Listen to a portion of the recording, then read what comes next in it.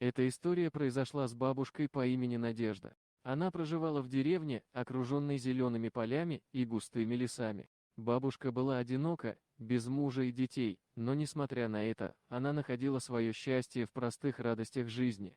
Одно из ее самых любимых занятий были прогулки по лесу. Каждый день Надежда отправлялась на свою прогулку, наслаждаясь природой, свежим воздухом и пением птиц. Лес был ее убежищем, местом, где она находила покой и внутренний комфорт.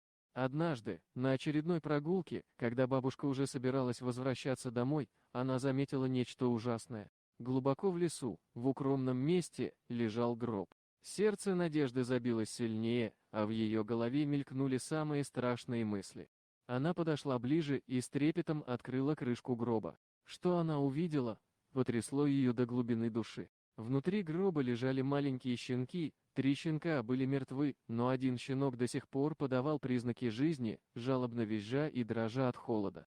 Надежда испугалась, но в ее сердце зародилась сила и желание помочь этому беззащитному созданию. Она поняла, что не может оставить их без помощи. Слезы текли по ее щекам, и она решила, что спасет хотя бы одного щенка.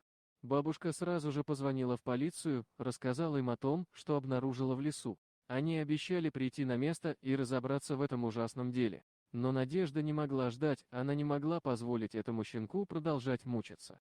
Она осторожно подняла его из гроба и обняла его теплыми руками. Щенок был слабым и истощенным, но его глаза были полны надежды и благодарности. Бабушка поняла, что это было начало чего-то особенного, что судьба свела их вместе.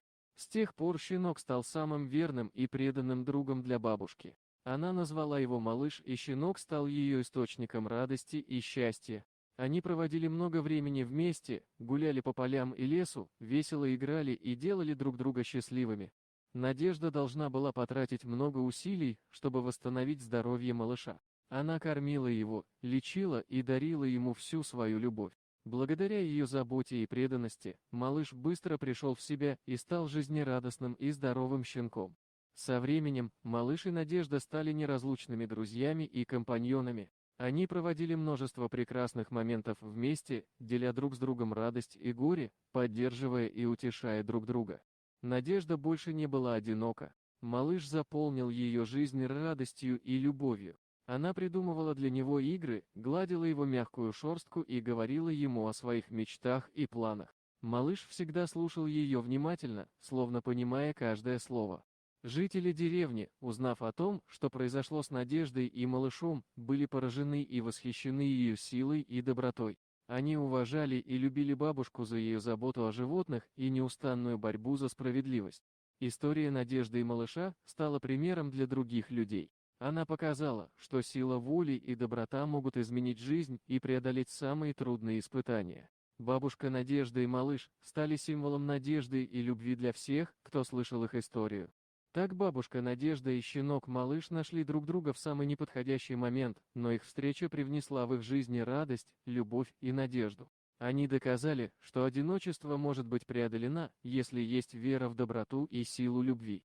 И они жили долго и счастливо вместе, тепло и радость наполняли их сердца до самого конца. Вот такая удивительная история. А что вы думаете по поводу данной истории? Делитесь своим мнением в комментариях.